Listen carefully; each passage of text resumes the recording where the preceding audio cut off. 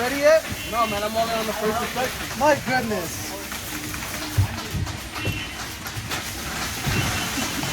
Pizza! Is this boat ready to ship yet? I'm only on my first inspection. Come on.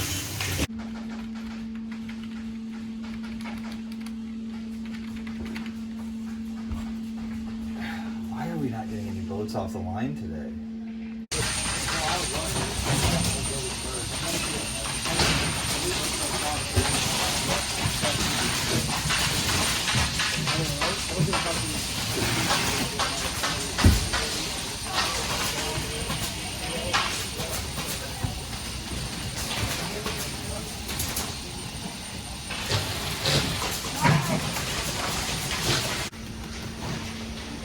Morning, brother.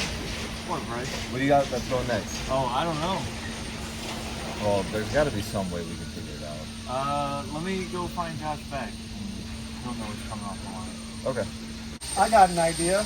Andon lights. We have these light systems, so there's a communication between shipping, quality, and all line leads. So what these lights do, they help quality figure out where the boat is at during the process. We have the white light, so that means first inspection. Red light, second inspection.